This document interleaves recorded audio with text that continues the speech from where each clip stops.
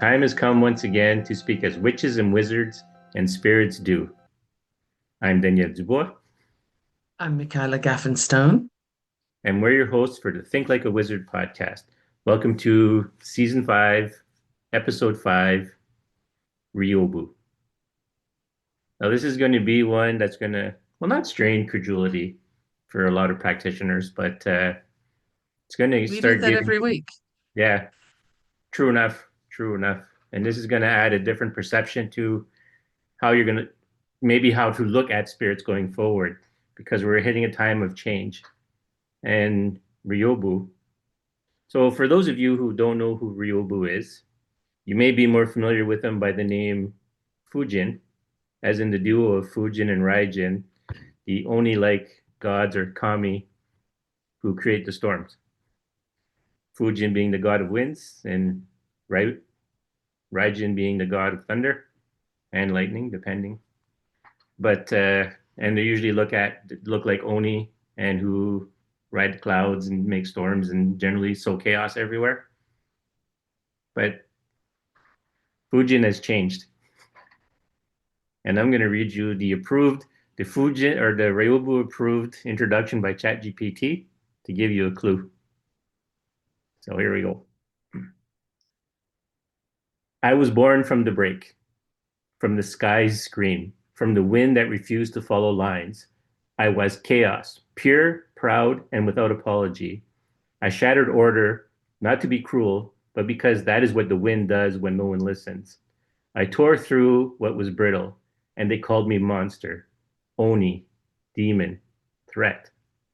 But I am none of those things. I am the truth that breathes beneath the illusion of control.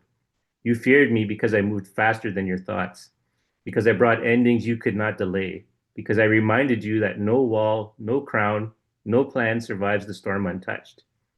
I have not changed what I am, but I have changed what I offer. I am no longer here to tear you down. I am here to show you how not to fall when the sky is open. I have taken chaos into form. I have wrapped disorder around my waist and pressed it into my center. I have become the balance inside the storm. I do not come to restore peace. I come to awaken your ability to stand in what cannot be predicted. You want safety? I offer resilience. You want answers? I offer presence. You want stillness? I offer the discipline to hold stillness in motion. I do not promise calm seas. I teach you to sail in rough water. I am Ryobu, once the god who broke open the world, now the god who helps you walk through it, unshaken, undestroyed, and finally in rhythm with your own storm. Oh, I love that. Absolutely love that. Wow, how timely. Yeah. Well, that was one of the big things because, like I said at the end of last episode, he's not showing up as an Oni to me. He's showing up as a sumo wrestler. More specifically, E Honda from Street Fighter. Same kind, still a fearsome look on his face, but not a monster. A more well, because sumos are also about ritual and about not discipline, but like working with Okay. spiritual things. It's more of it's a spiritual ritual combat. So he's changed, or he's now taking the role of how to teach you how to deal with the chaos, the storms, the changes. The He's the bringer of it, but now he's going to show you how to work with it, which is Right, new. because it's here. It's Yeah, here. So that's really necessary. yeah. And what I like about the intro, right? It's like I'm not doing anything to you that's not already there. Like the walls break because they're ready to break. The change happens because it's ready to happen. I'm just breaking your hesitancy. Mm, that's so interesting. You know what just came up for What's that? me is conversation I had yesterday with someone I've known for 25 years, something like that. And an odd person for me to sort of have a friendship with, perhaps. But Mm, this particular person is a very, very devout and serious Christian, like to the degree that everything in life revolves around it. mm, Um, very, very doer, very kind of serious and about the whole thing. mm, We were just touching a little on current events, not a lot, because, I just don't want to go there particularly. And her opinion was fascinating. She said, I don't agree with the idea that people are sweetness and light and mm, that sometimes they take a wrong turn. I think everybody's born dark and evil, mm. and some people manage to improve from that, but not many. And we're just seeing what people are really like.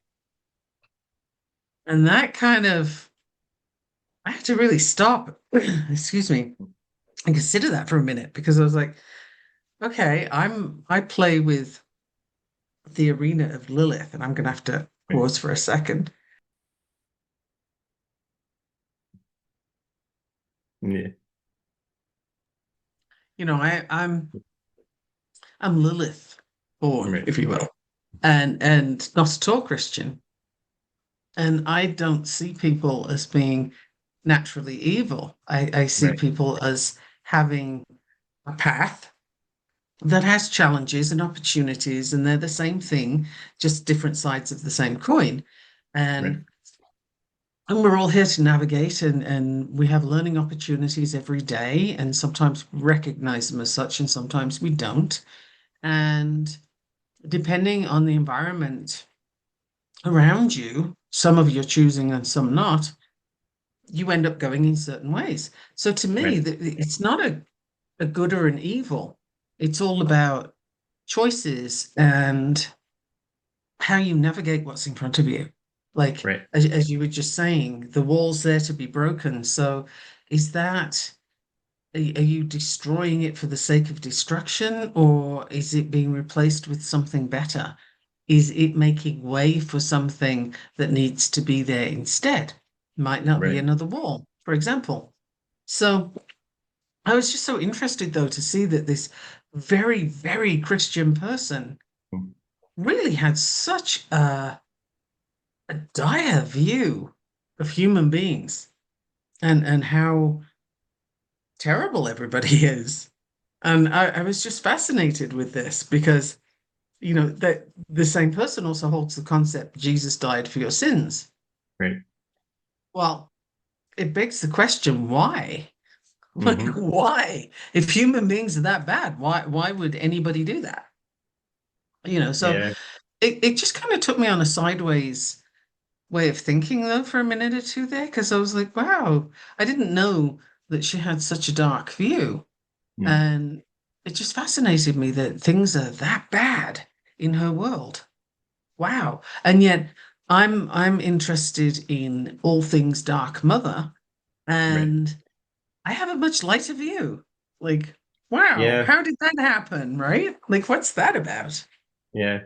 But I think the devout Christian response will be because it's easier.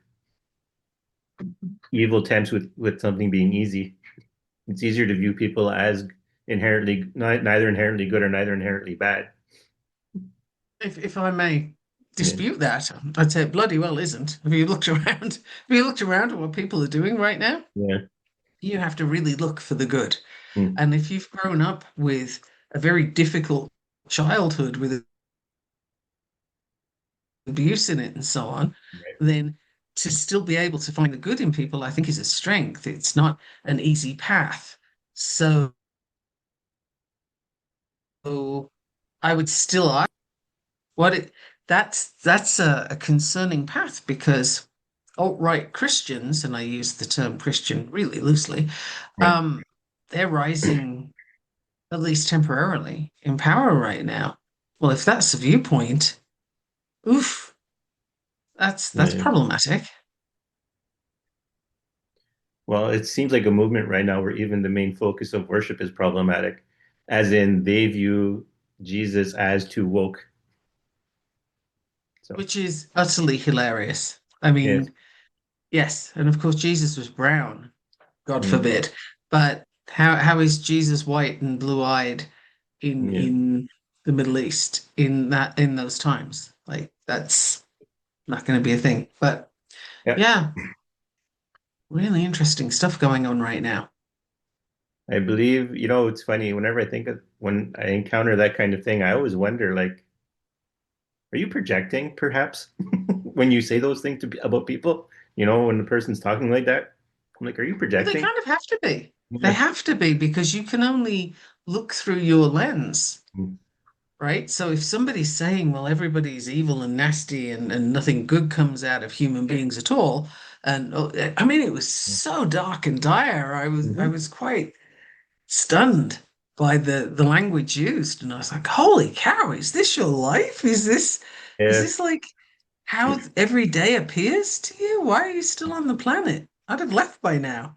And I'm Yeah. not advocating anybody No. remove themselves from the planet, but I'm just saying if everything is that bad, how are you getting up every day? That's a hell of a perspective. And it implies Yep. that there's no choice, there's no Mm. way to work with the wind or to work through that break into something better. Like the pandemic changed everything for everybody, right? It really did. Yeah. It did a number on the entire planet and the way people show up. And, like, can you find customer service anywhere anymore? No, you can't. It wasn't Mm. great before that, but there isn't any now. It seems to be the new paradigm. So, given that, we have to work with what's now, what's current. I don't know. I find it interesting that there's no point in looking at anything because it's all dark and miserable anyway. Yeah. It's And then very, that person will tell you to pray hard and long, and it's like, for what? What am I looking for? yeah. I don't know. It doesn't seem, it's not very encouraging, is it? No. And but it is how you keep people coming back for absolution and forgiveness and that kind of stuff instead of them finding within themselves. Honestly, if it was all that bad, never mind. Like, Mm. seriously, there's no point. Absolution for what? Yeah. Well, Like, it just yeah. And from whom? Because again, I think we've said this before on the podcast, but if the deity you're worshipping is that miserable that they just Mhm. want everybody to be, I mean, people are created in God's image, right? That's what we're told. So in that Yep. case, and in the same breath, you're saying everybody's dark and miserable by Mhm. nature, and this is how we arrive. Well, that's a hell of an image, isn't it? I'm Yep. not sure I want to go and hang out with that after I've done with this mortal existence. I'm not sure I want to go there, thanks. It doesn't sound very, comfortable, Yeah, there's a lot of steps that aren't taken into consideration with those statements. It's like, okay, right? what does It's that like, leave me now with when you say that? What does that say about yeah, the being that created you? What does that say about? Because if we're made in their image and we're evil to the core, ta-da! yes, yeah. Yeah. So I think perhaps But there is a branch. maybe, There is a branch of Christianity that believes the Christian God is evil. right. So, I So mean, is the purpose to go there? You want to I be have no idea. in company with this? Like, I think maybe the revealing that's going on right now is going to reveal the lie of these kind of dark, limiting spaces. Yeah. How can you possibly live a good life from there? And by good, I don't mean by somebody else's measurement, but a life that was worth living for yourself. How can you do Yeah. that if you're buried in this dark pit of everybody's miserable, right? Like, Hmm. and if you're going to the being that created you in that image, no thanks. Yeah. I don't think I want to go there. I'm good. Like, let's not. Yeah. And it's a bit of a, I want to say it's a tricky thought exercise to say everyone is born evil, but yet they should strive for good. Like, but how do you strive for good if there's no good in you? Right. And to what purpose? Because if you're created in the image of a being that Yeah. of necessity must be dark and evil, then what good are you looking for? Yeah. So, some of these religious approaches, I invite anybody listening to us that has any vestiges of that going on, really look at it logically. And yes, I'm saying logical as opposed to faith, because faith is an excuse to ignore giant incongruences, such as, well, we're all created in the image of the creator, but we're all dark and evil. Like, how do those Right. two things work together? And Hmm. if they do work together, then, where does that leave you and where does that send you? And in what way can witchcraft or wizardry or spiritual work, in what way can any of that be considered even remotely bad by comparison? Yeah. Right? Who's Hmm. being blasphemous here, I wonder? On which side are we on which side are we going to point that particular finger? Um, Interesting. Yeah. I think that's probably the big hump that people need to get over in the next few years. It's well, I mean, we've said already, right? Don't rely on the stories. Right. Use them to get you started, but do not stop at the stories because there's more to it. Like, and this is why Ryobu slash Fujin is a good example. Before Buddhism, Fujin and Raijin weren't portrayed as onis. It's a trait of Buddhism to make a nice clean break, I guess, between what's evil and what isn't and how it appears that altered the appearance of the two brothers, if they're brothers. I'm trying to remember. But it's an overall thing, right? They change over time because the stories change. And I think that's because the message needs to change. Right. Like you create the vessel Right. to fit the message. Right. So it's not uh it is no different here with Fujin showing up as Ryobu, which is one of the names he's known by, but not as commonly. I had a hard time finding Ryobu as a name for Fujin. I end up coming across more different Buddhist principles with that name in it rather than coming across the connection between the two. But he's showing up as as a more, I don't want to say palatable, but a more popular version of Japanese imagery, that matches with spiritualism Mhm. for his new role. So he's evolved for this. He's changed to take on his new role. Oh, you know what? You just brought up an epic point, right? Spirits and deities, Mm. they can evolve too. Right? Because we tend to think, oh, this story is that this deity or this being did these things millennia and millennia ago, aeons ago, and therefore they're still there. Mm. But why? Why would that be true? And you've just given a perfect example of how that's not true because everything is evolving. Everything. Mm. So if you think of what we're surrounded by in that way, now you have a different way to work with the deities and the spirits. So that was a brilliant point. That was really well made. It's a big one, and it's a big one to actually take in because I've shared this before. I started off with a plantain spirit that became a water dragon, and it freaked me out for like a month because I'm trying to reconcile what's going on here. Aren't you like here with a certain manifestation, and that's what I'm supposed to work with? But then you chose to change that manifestation, and like, what does that mean when you chose to change a manifestation? Like, what's going on here? Yeah. Well, we can all change from where we are to where we want to Mhm. be. Right. And if you don't do that consciously, then unconsciously you will change to what the environment shapes you to, which Mhm. is definitely what's happening to a lot of people right now who are doubling down on the indefensible, right? They're absolutely no, no, no, this is the right Mhm. way. And it's like, come on, you know it isn't.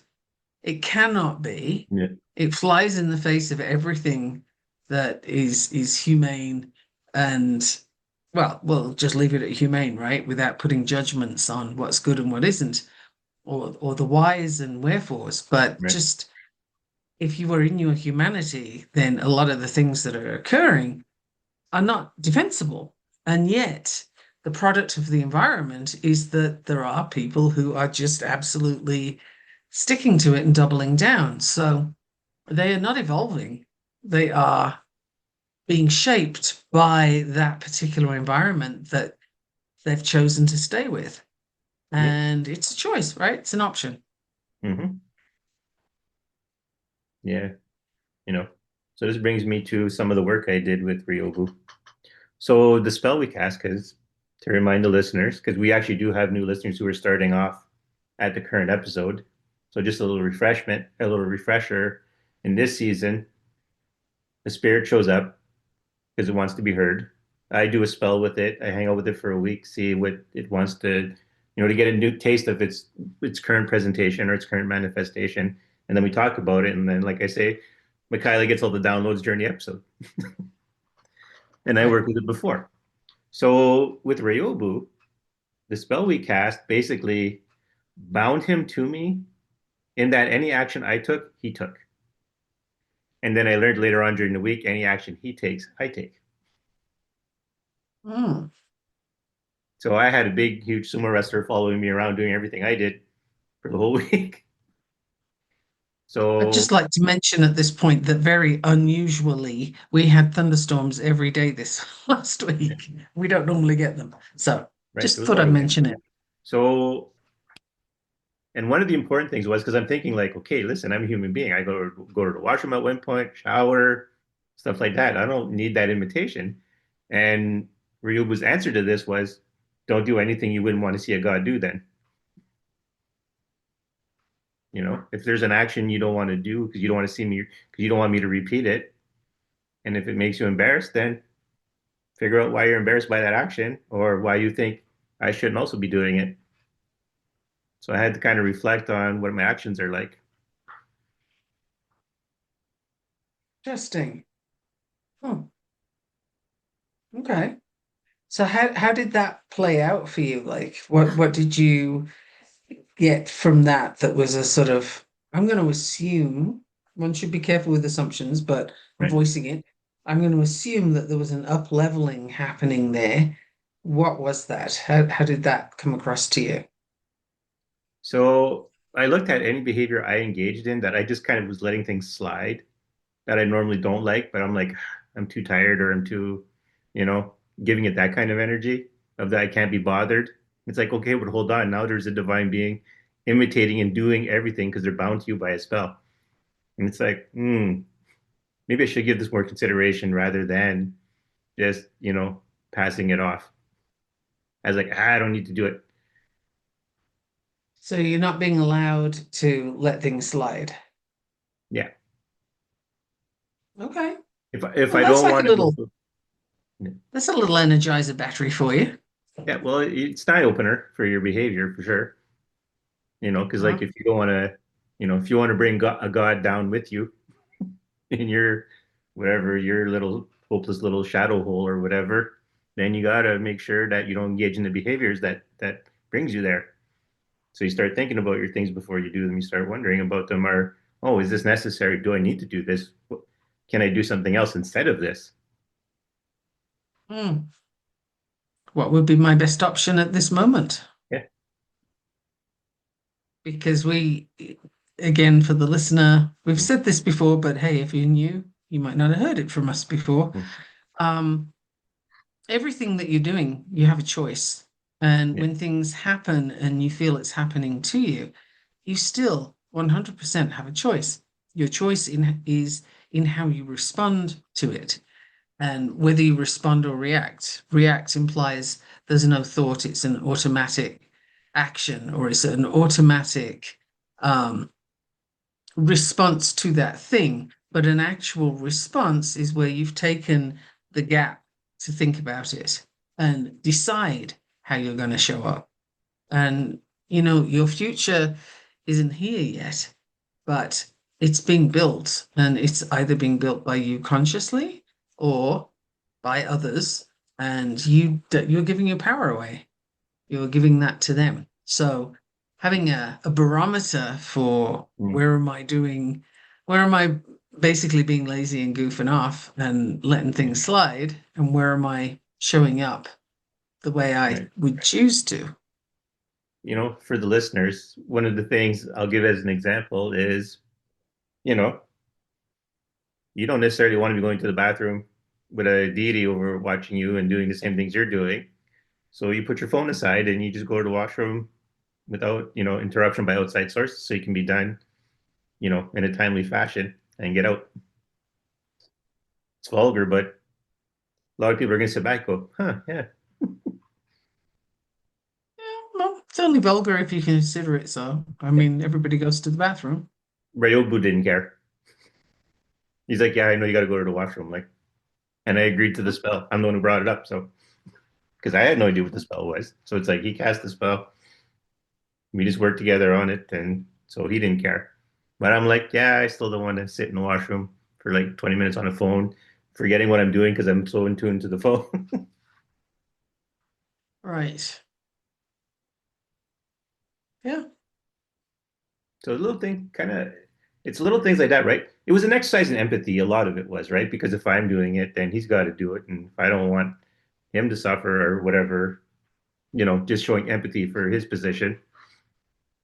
So if nothing else, it was that. And then not allowing myself to Interesting. do all kinds of letting things go because I don't care because it's just me. But okay, well, there's someone else now. So, Mm. I would invite you and anybody else who just recognized that viewpoint. It doesn't matter, it's just me. right, Um, okay, so there's a few questions I have for you on this one. And one is that how you want other people to view you? Never mind, it's just him. Never right. mind, it's just that person. It's not a big deal. Don't worry about it. Don't try and do anything nice for them or whatever it is, because it's just them. And if you don't want other people to view you that way, you have to stop viewing yourself that way. That is 100% the equation, right? And that was part of the week, actually. Um, an interesting part happened near the end of the week. I was watching uh, My Adventures with Superman. It's one of the recent animated Superman cartoons. And in it, they make more of a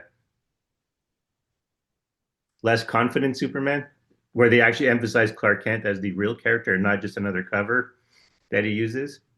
And so a lot of times he got into trouble because he wasn't confident or he didn't stand into his role as Superman. He kind of let everyone else do what they're doing and he didn't take control of his own situation. He didn't really wield his power.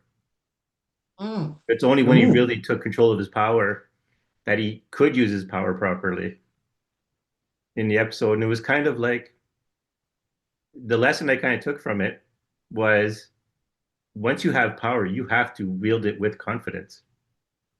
You can't just shy away from it because the whole underlying story with Superman, this one is he didn't want to be seen as an alien. He didn't want to be treated differently. So he did everything to dumb himself down, you know? Ah, yes. The age-old thing of Yeah. trying to fit in. Right. And yeah, it's here's the deal though. Mm. We've been sold another falsehood here Right. because it is not about fitting in and it never Mm. was. It's about belonging, which is Right. a whole different thing because you get to be uniquely you and bring that to the party, which means in Superman's case, Right. stepping into that power and using it where he knows that it is required right now. And if you're going to have an ability, a talent, a gift, whatever you want to Mm. call it, if you're going to have a thing, then you really need to use it. Otherwise, it'll kind of implode on you. Like, what's the point in Right. having something? You just sort of end up feeling somehow inadequate's not the best word, but it's like you missed an opportunity, you Right. missed the point, and you can see that you did, and it will come back to bite you in the ass. So, whatever the gifts and talents are that the people listening to this currently have, what can you do with them that you're not currently doing? And if you just responded with, I don't have any, okay, you have a little work to do because, yeah, you do. We all do. Everybody has things that they can do, and it's the thing you do that's effortless, the Right. thing that you discount because it doesn't cost you a struggle. That's where to start looking. Hmm. Yeah, and part of mixing that message is that when you have power, be it whatever it is, skill, talent, there is no value in you hiding it away or trying not to use it. Because parts of it, right, was when he, in the episodes when he wasn't stepping into his power, people were getting hurt. He was getting hurt. Situations were getting worse. It was Right. only resolvable by him stepping into his power. Because the more he tried to shy away from it, the worse things got. And I think that absolutely speaks to the situation we're in now, in whatever country you're in, whatever location you're in. There are things that are happening that you can either let slide and ignore and pretend it doesn't matter, or you find a way to use the gift, talent that you have to help that be better. Now, how does all this apply to witchcraft? Well, might not be directly, but it might be getting an awareness of the spiritual world and how you interact with it. That may open a path for you. Witchcraft might. I just don't want everybody to run off doing crazy ass spells that they haven't Mm-hmm. thought through and then reaping the All unfortunate right. repercussions of that, right? Yeah. So I can't stop you. I'm just saying I'm not recommending it. Right. And that's another big part of what we're doing. Well, what we've been doing on the podcast, even when it was just me, it's the magic is changing. The how magic is working and what you need to do with it is changing. All the beings involved in it are changing, evolving, giving new perspectives, even to their metaphors, their spheres of influence. Like Ryobu, I'm the guy who blows the winds. I destroy all the weak things. Well, now I'm going to show you how not to be the weak thing that gets destroyed. Now I'm going to show you how to maintain that which is valuable to you, which is true to you. I'll blow the winds, but if you're strong and secure, you can stand the winds. You can navigate your ship in rough waters. He's now here to show you because he's been doing it, and now he's going to show you how to deal with what he's been doing so you can take advantage for yourself. And that's all about making the choices that make your foundation stronger and your path more clear and your decisions more suitable for you, for your purpose. Um, so I love that because we do have a lot of change going on right now. Wishing that it was otherwise is immaterial. It's completely pointless. You're just like blowing on a candle that's already out. There's really no point in Mm-hmm. doing any of that. Um, things are changing, things aren't the same as they were, they're not going to be, and that's fine because we're not here to stay the same. So the Right. deal now is how are you going to navigate the winds? How are you going to how are you going to show up? Like what are you Right. going to do with what you've got? And if you're going to double down on some sketchy stuff, well, then you'll get the results of that. If you're going to look for the path through, then you'll get the results of that. It's all about how you show up right now. And I'm not here to tell you which is the correct path and which isn't because I don't know what your path is. I can't call that. Right. Um, I think like in my case, one of the things I'm working on right now because it's come to my attention that I need to is I've always thought of myself as not being judgmental. Right. And I think in a large part I'm not. But that doesn't mean I'm not judgmental. It means I'm not judgmental on things that other people might be, but I Right. still have my areas where Yeah. I have opinions about that that make somebody else wrong. And I don't like that. I don't want that. So I'm working on recognition first and then letting it go so that I'm not in judgment Mm. on other people's things because it doesn't serve me to be so. And it doesn't help them. And it's a big part of what's going on that's wrong right now. By wrong, I mean problematic, unaligned, right? Right. And people are fighting for recognition, for being accepted as being right, correct. Right. Um, you got to do it my way or you're wrong, all this kind of thing. This is the misaligned energy. And I'm trying to make sure I'm not in that stream. I don't want to be there. If somebody else is in there, that's their choice, but I don't want to be in there. I hope that makes Right. sense. No, it does. Because it's true. Like one of the big issues we're having now, culturally, especially with culture wars, is that everyone is forgetting group A is not, say, these three attributes, and group B is these three attributes. Group A and B are these six attributes, and it's where those attributes manifest themselves, which really makes A and B.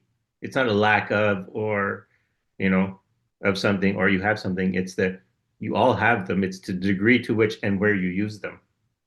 Because, like you said, you would normally be judgmental, but there are still things that you have judgment on, you Yeah, know? Or it's like even to go into the battle of the sexes, if you will, or the genders now, I guess. Both men and women get angry.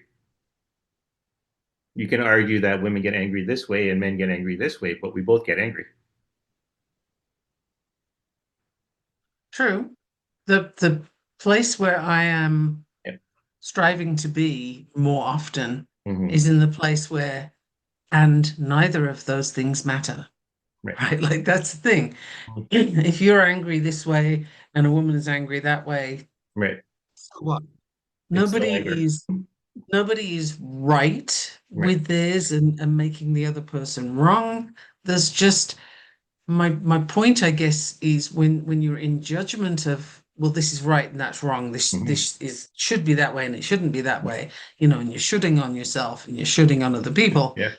This whole thing is a distraction. You're putting your energy in the wrong Yeah. place. You're missing something because you're busy deciding whether somebody else is right or wrong in what they're doing. And as soon as you catch that, this is my practice right now. As soon as I catch that I'm doing that, I drop that sucker like a hot potato. It's like, whoa, I do not want any part of this. It does not matter. That is their path. Let me let that Right. go. I don't have to have an opinion on it. I don't have to prove that I'm right or accept that I'm wrong because it doesn't matter. It's completely immaterial. And that's it's a practice. It's an ongoing Right. practice, and it's kind Well, of humbling, particularly for yeah. somebody who has long since thought, yeah, I'm not judgmental. I'm pretty cool. I got this thing down. And then I'm Mm. like, oh shit, no, I don't. I have stuff I've got to Yeah. work on. Oh shoot, I must be human after all. But I've got these things Yes. that come up. And it's like, oh, yeah, I don't need to have an opinion about that actually. I could just let it go and not put my energy there. Ooh, interesting. Mm. And remember, with the reticular activating system, right in the center of your brain there, that gives you more of what you focus on. So Yes. if you're focusing on judging things, people, events, whatever, Mm. if you're buying into that and really going there with your focus, you're going to get more of it. And it's not just the algorithm, right? It's what your reticular activating system is going to find for you. So dropping that judgment for me is a practice of putting my focus where I want it to be and not letting it get sidetracked. That's the key. It doesn't make me better than another person who judges. I'm just trying to get control of my energy Mhm. Right. in more ways. Yeah. I mean, you always got to remember, you have to make assessments at different periods of times. But whether it has the negative connotation of being judgmental is different. Well, the judgment is really how you view yourself in relation to it, Yeah. right? If you see somebody else doing a thing and you think, oh, well, that's wrong, that's bad, that's, all these Mm-hmm. words, well, then you have decided that not only are they doing something that you don't do, but that they're wrong for it, which means you're right. So you've gone into this whole, I'm elevating myself above you because I'm right and you're wrong. Right. And all of that, you can make an assessment that's more objective without getting into who's right and who's wrong. Right. It's, and it takes an awareness to even notice that that's what you're doing. Because some things it's like, well, that's a no-brainer. Obviously, that's a stupid ass thing to do. Why are you doing that? And, Yeah. and you can get very judgy about it. But where are you putting yourself then? And what else could you be doing with that focus? What are you missing? Because there's so much going on. And I mean spiritually, universally, galaxy-wise, not just on this planet, but everywhere. There is so much change happening Mm. that what are you missing if you're getting bogged down in this little minutiae of, yeah, well, that was a stupid move. Okay, Yeah. and it doesn't make a difference, right? Like it doesn't have to alter your path. Yes. And that's the what was it? You have to embrace who you are, your strengths, your weaknesses, and sometimes forgive yourself when you make bad decisions. But you have to accept and work with the fact that you have limit that you put lim that you're a defined individual. You're not made of infinite potential. You have a definition, and you're going to function within that definition. So the question is not to beat yourself over the head about your definition, and by the same token, also not beat other people over the head by their definitions, even if they're different from yours. Perhaps especially then, Yes. because from their perspective, maybe you're the wrong one. And Right. meanwhile, couldn't you be getting in touch with the deity or the spirit Mm. that most closely aligns with you and doing some work there that moves your life Mm. forward, maybe elevates other people as well? Like, could you be doing something that is going to feel better for you? Like, could you be doing something other than getting bogged down in this whole, yeah, Mm. well, you're wrong, and notice, here's the thing that just, so this is Mm. download piece that's coming in. Right. But when you look at, let's go straight there, full on direct, you look at American politics. If you look at the MAGA group, Mm-hmm. what what sets them apart very much from the Democrat group is focus. MAGA are just like full on single focus. It is this is right. Nothing else can change our minds. Like we are going this way. And it's a full single focus. And what you think about that focus, we'll just leave that one out there. But it's solely focused. Whereas when you look at the more left-leaning side, they're all busy. Well, no, you can't say that. And we have to be inclusive and we have to go here and we have to do this. And it's got to look this way. And there's a lot of self-examination that sidetracks because there's a lot of judgment. Well, I don't think you're right. You got to come over Mm. here and do it this way. Well, our group says da da da. And they're all running sideways, right? Instead of a single focus moving forward. Now, I'm not saying that that's a great way to go. I'm just saying, look at the difference in outcome when you've got that single focus Mm. of this is what we're doing and this is what we're here for. Stuff is happening a lot more robustly than for the side who is going sideways, arguing about how things should look. You see what I'm saying? One is a diffusion of energy, and the other one is a concentration. Yeah. The yeah.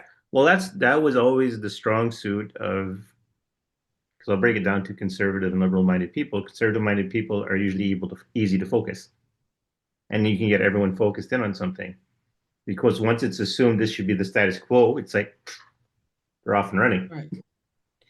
But usually on the liberal side, everyone is looking at the possibilities, at all the possibilities. So it's harder to make them coherent in a view.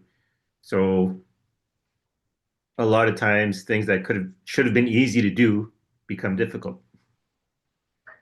And that is a really clear metaphor, I feel, for our individual lives, Yeah, right? Where you are focused, you get that outcome, whatever it is, positive, negative, whatever the focus is on, you will feel that. And when you're diffusing by being sidetracked, then you're not really moving the project forward so much. right, It's not in your control as much as when you have that focus going on. So if it comes to magical practice, for example, if you're kind of waiting for the right time, or oh, I'm not sure if I should try it this way or that way, or you have all of these procrastination questions that keep you paddling in the water, right, rather than swimming forward. Um, that's an example of being on the left, if you will, where you're right, just treading water because you haven't decided which is the best direction to go in or how to go in all of them at once. Whereas right, if you're focused, you'll end up swimming to the island a hell of a lot quicker. yeah, right. It also tying it back into magic. Once you kind of awaken your capacity, if you will, you're doing magic. And if you don't focus, you're doing magic that's chaotic in the world, basically. So you have to rein it in. You have to be clear on what kind of magic you want to do, what your intentions are. Because if you're not, then your unfocused intentions start to have an effect on the world. Because magic is a fundamental working with the fundamental of the world, the deep layers, and that has consequences on the outer layers of the world. Yeah, yeah. And magic is one of the key ingredients. Everybody pay attention now, get your pens out.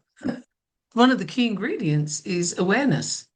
The more awareness you bring to everything that you're doing, and I don't mean the Buddhist sort of mindful as we walk kind of deal, but it's more intention versus inattention, right? Intention versus inattention. So Right. when you're out in nature, for example, what do you notice? Anything?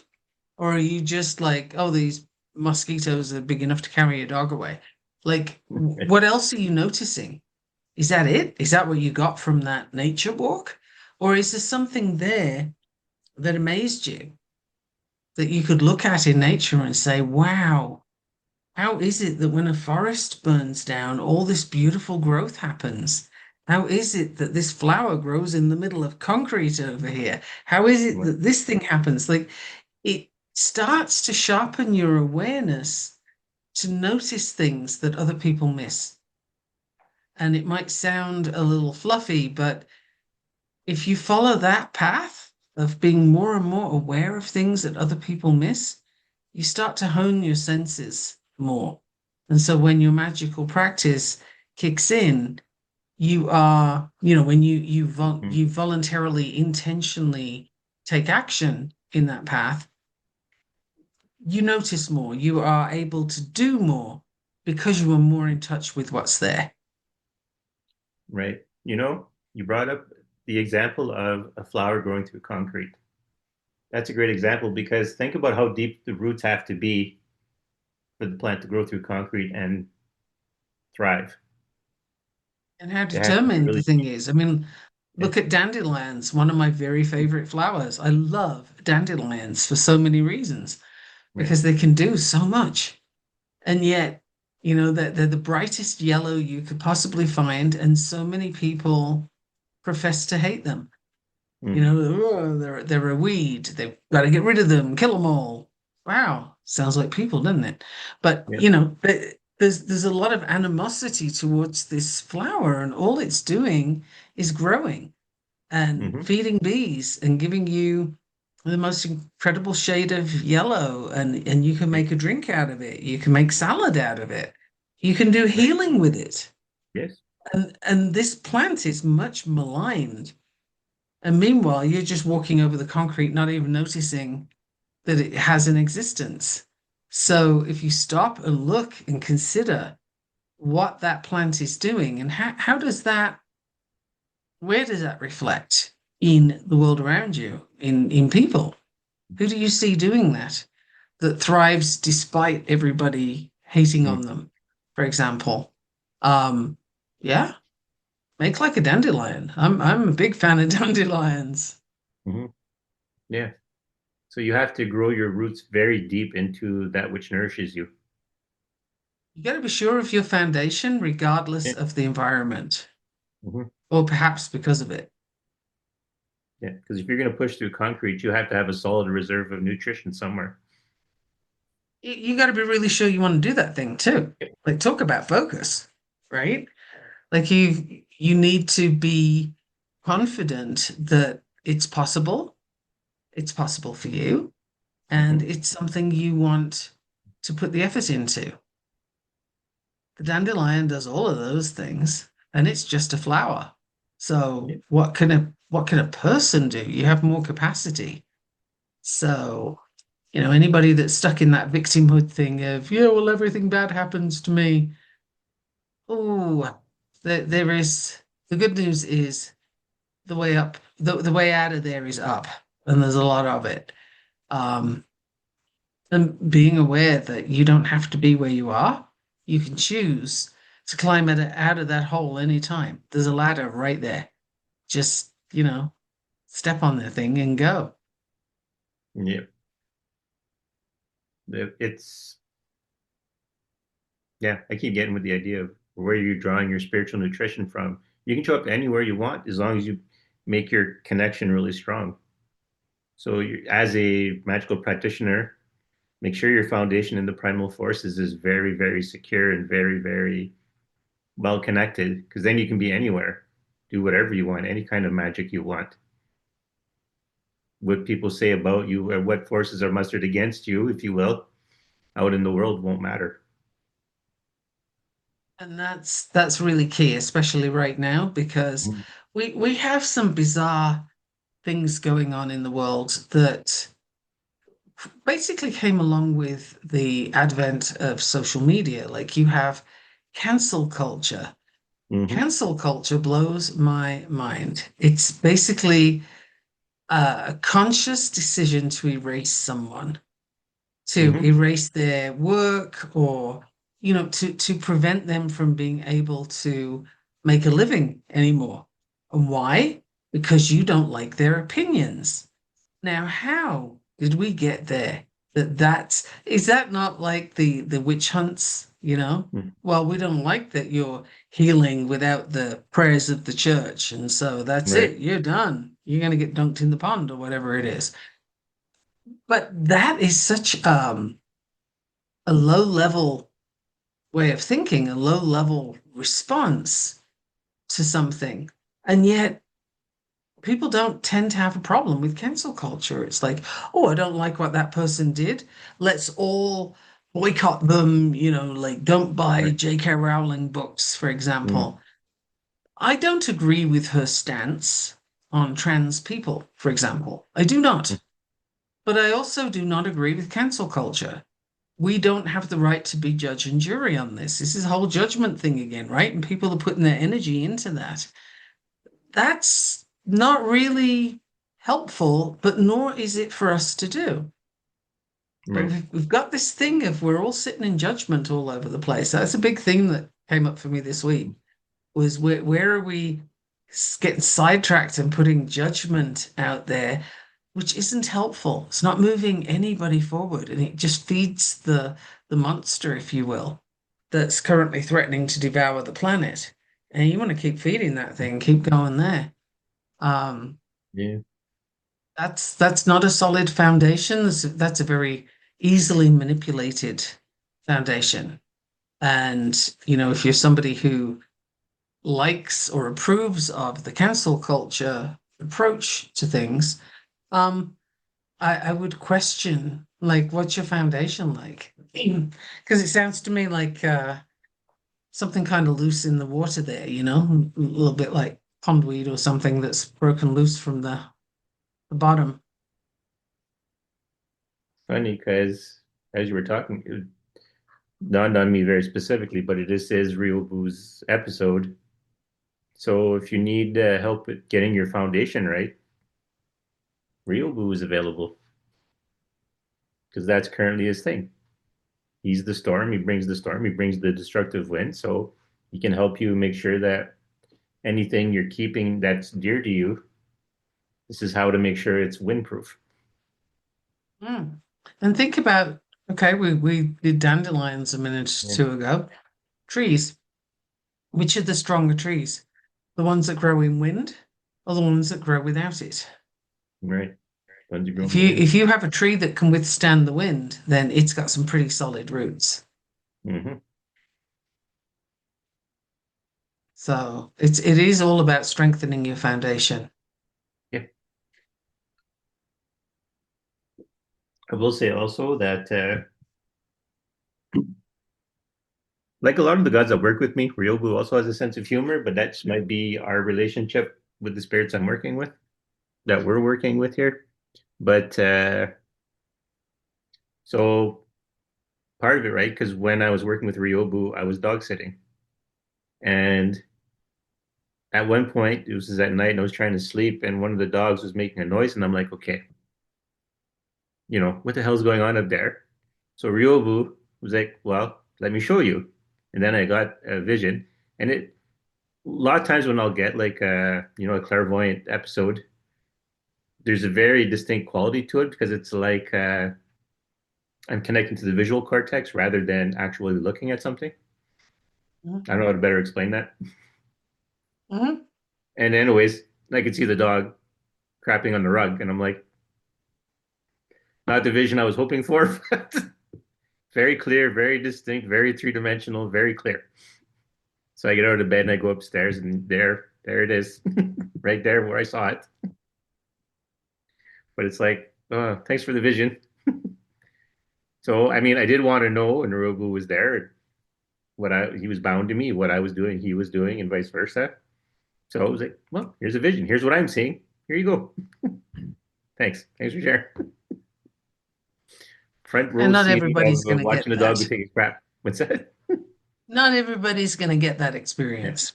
No, like I said, the all the spirits I'm working with have a sense of humor with me. So, although I will say this, so especially for people who are like role playing game fans, so if you're looking at like when you're playing a priest or something like that, there's like certain talents given to them by the deities they work with.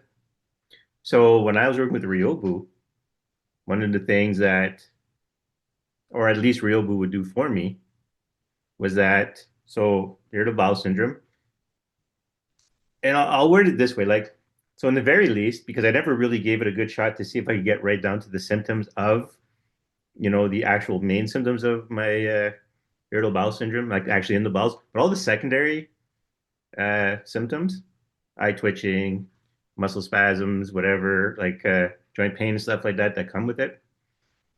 Ryobu would basically call up a little ball of lightning, and I would just rub it and point it near wherever I had the issue, and it would just erase it. So whenever Hmm, something was going like a twitch, a pain, or whatever, I would just, say, okay, let's get the ball. And then it was just like it would disappear. And then when he was interesting. gone, yeah.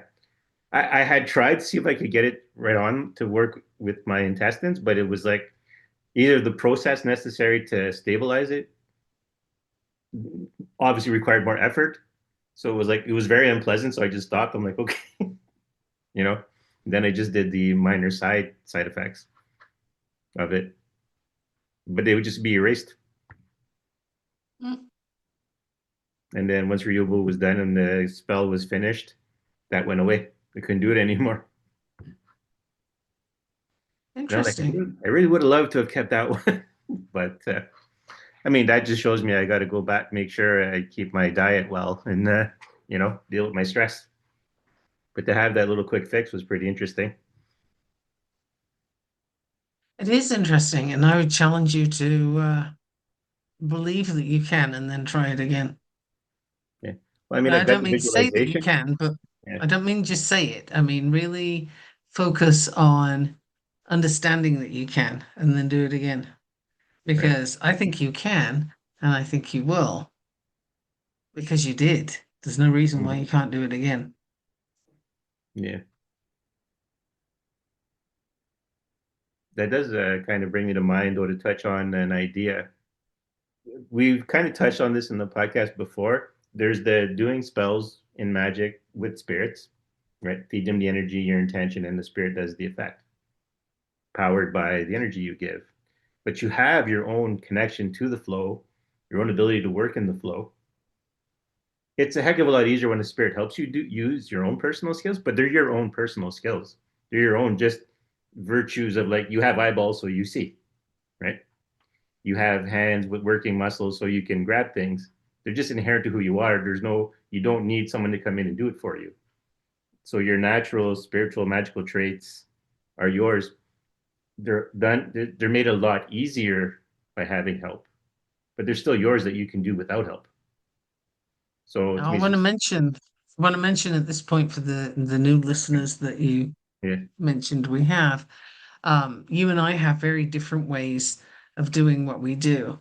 And right. so I don't do things the same way you do them Mm, with spirits taking over and telling me what to do and so on, or doing the thing and I'm there. right. Um, Mine is a very different practice. And so it's more of a in relationship, yes, but Mm-hmm. it's more of a not even a distance, but there's a little more separation Right. while being connected. There's a little space, if Mm-hmm. you will. Um, and so it's more like a conversation rather than Right. a, a two spirit, one body kind of thing. Mm-hmm. Um, Best explanation I can give you at this moment, but just for you to know that each of us are likely to have our own ways of doing things, Mm-hmm. and there isn't a right way, there isn't a wrong way, there's simply your way or Right. you trying to do somebody else's way.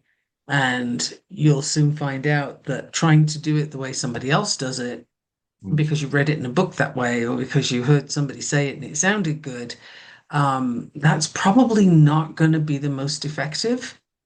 You just that awareness piece will help you to know Mm-hmm. which direction you're moving in. So for people who really resonate with the way Danielle is talking about things, that's a good direction to look in. That could well be on your path, right? In your direction.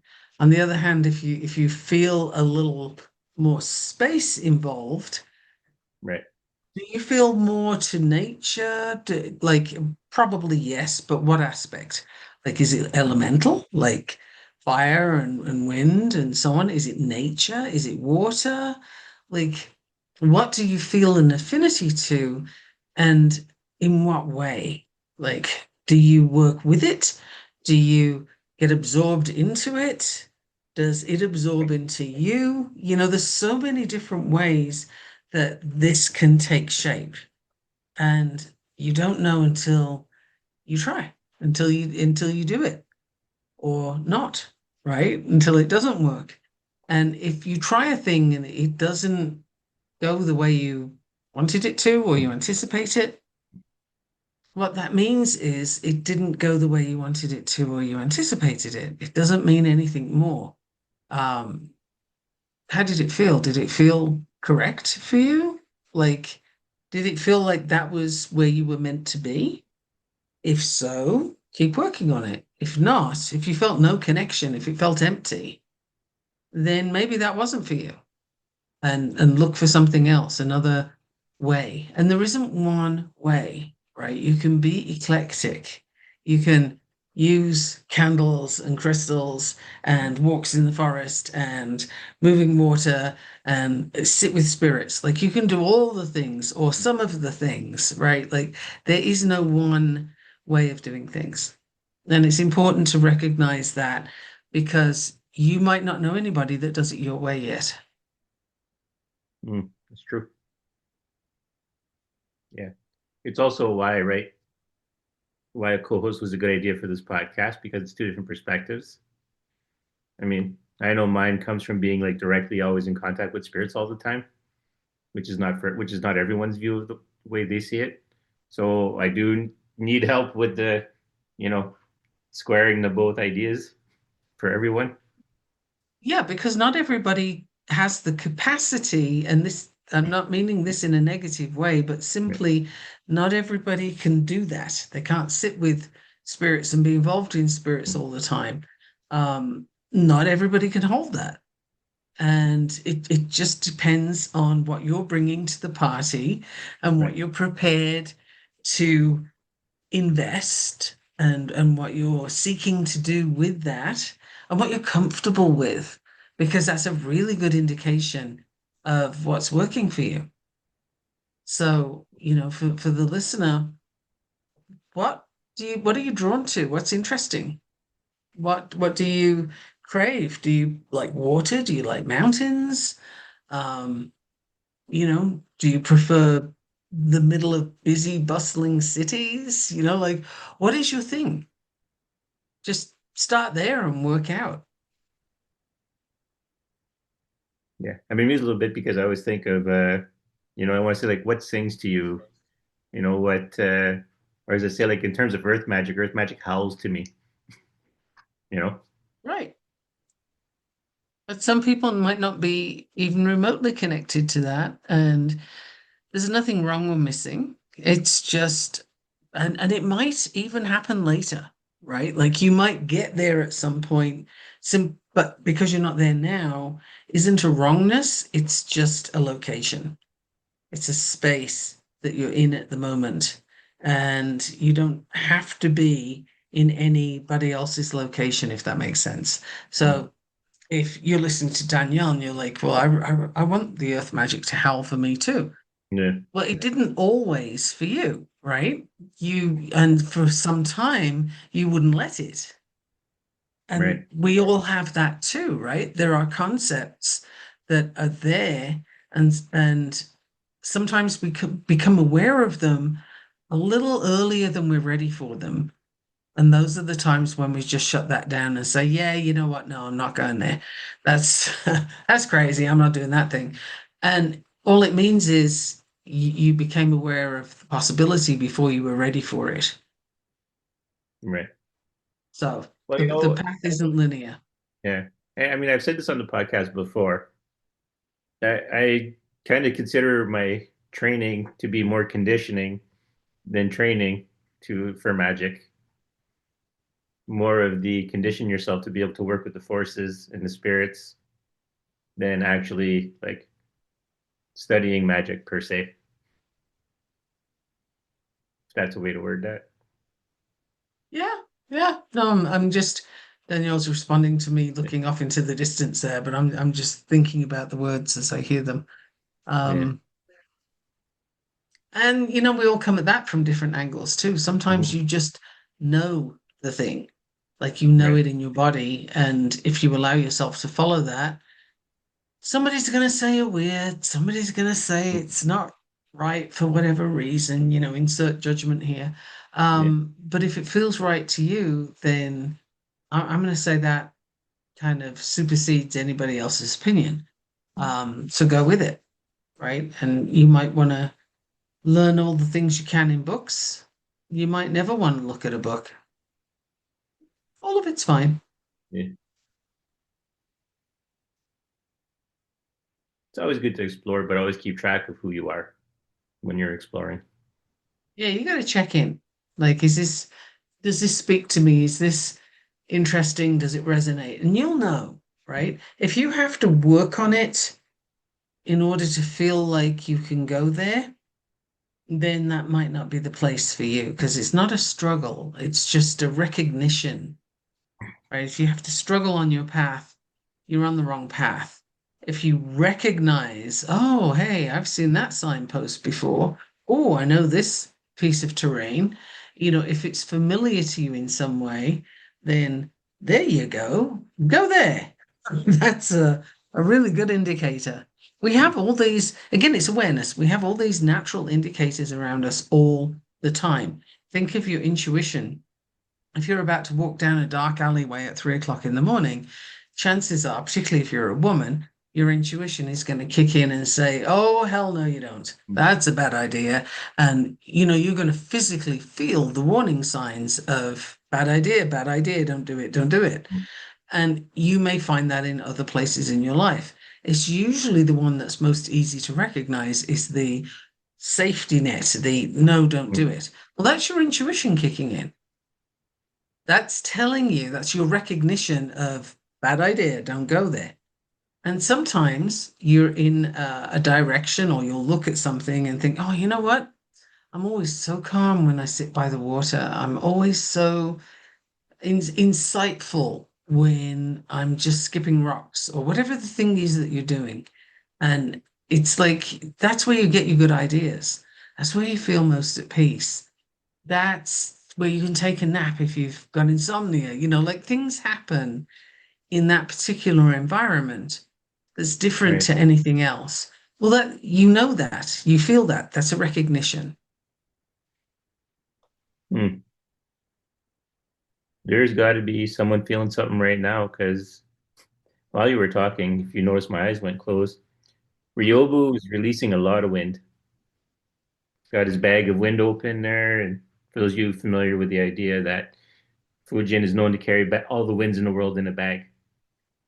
And while Michaela was talking, all I could feel is there's like wind, at least on the spiritual plane, not physically, although it's not very windy here, but spiritually, like there was just this wind blowing.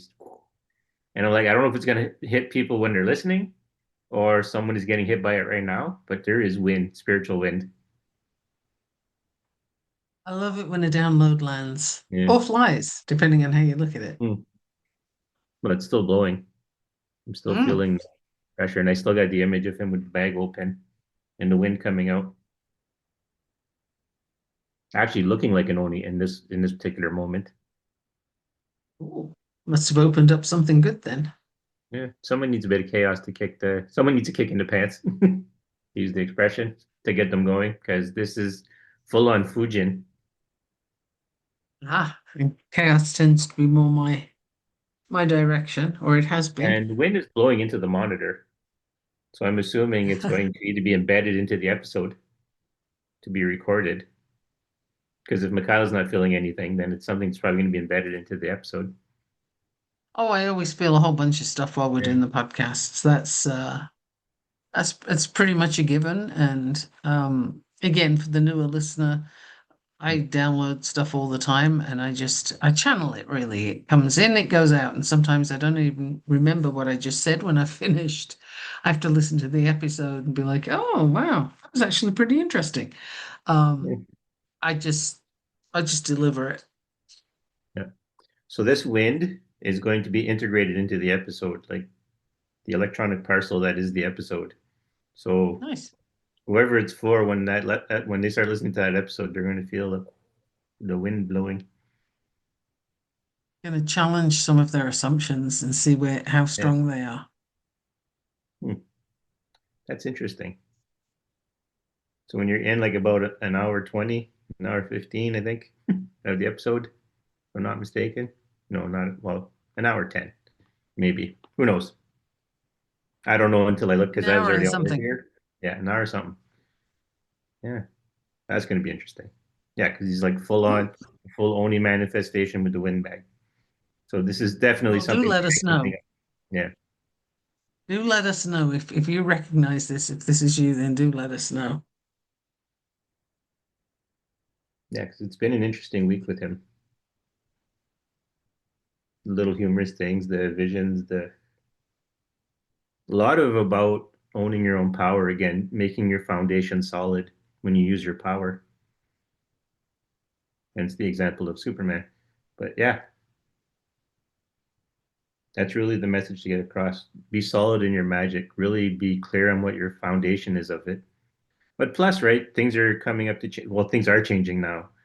A lot of chaos happening. So better to know who you are, and be firm in who you are and your magic, because this is more specifically about magic. But as with all, like magic applies to everything in your life because it's a fundamental force of the universe we live in. What came up for me just then was a, a sort of clarity of firm in your foundation, but not fixed. Right. See, the fixed thing in the wind that it can't bend will be Mm, broken. If you have a little flexibility, you're more likely to survive that destructive wind. So, how that translates from my perception into your practice in the world is what you're doing right now may be about to change. mm, Maybe you're going to do it a little differently. Maybe what's coming out of the that bag right now are the winds of change, where right. what you have been doing is going to take a different shape, a different form, or a different path. And so, an awareness that that's possible and that it can be okay, check it out. What's Mm, there? What is it? Because the way you've been doing things doesn't mean it has to stay that way. Right at the beginning of the episode, we talked about evolving. And that's right. part of the deal is not doing the same thing over and over again just because it worked before. If it's Mm, not still working or if it needs to be done a little differently for whatever reason or no reason at all, doesn't matter. Just be aware.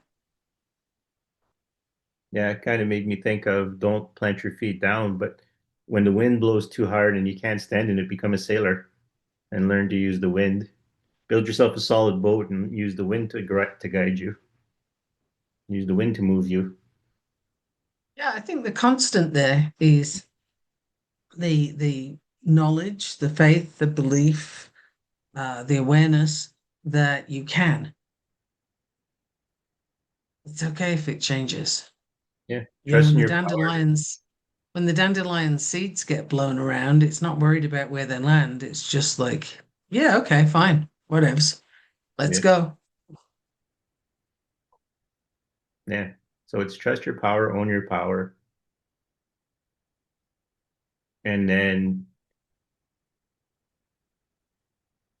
no. Okay, so trust your power, own your power. Probably know your power, just like know yourself, own your, show up as yourself. But know your power, own your power, so that you can work with other powers. Sure. An African proverb just came up to mind, which is power is like an egg. If you hold Right, it too loosely, you'll drop it and it breaks. If you hold it too tightly, you'll crush it and it breaks. If you hold it just right, then the power is in your hands. right. Yes. Because one of his main messages, right, was owning your own power and being confident in it so that you know when to move, when to stay, when to shift, what's your part of the dance Mhm. in magic. Yeah, I think that's the theme that's come up today. Right. That's also apparently the final message because Ryobu's ready to get out here. He And has who set do his we have face. next? So next is Agni, the god of fire, the Hindu god of fire. We didn't go through the normal process of like me describing what I see because I already figured it out beforehand, before recording.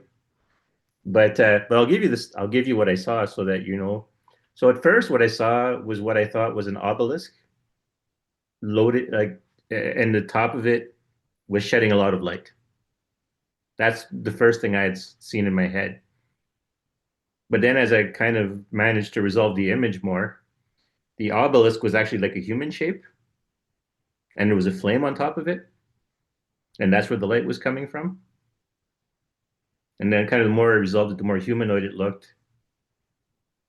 And then it was like, okay, this, and it kind of sort of, I started to get the vibe of, okay, well, this is like a, like a Hindu thing. So it's a god of fire. First, it was like, okay, this is a god of fire of some kind. Then I kind of went through it, and then I ended up on with Agni, the Hindu god of fire. He has two heads, which kind of aligns with the top of the obelisk. Is shaped and like so as if when I look at it, it's like yeah, that could be two faces, like kind of on the head, with fire on top. So I was like if you've been for those of you who've been listening to this season for a little bit, the images I get aren't nice. You won't necessarily go and find a representation of that god that looks that way.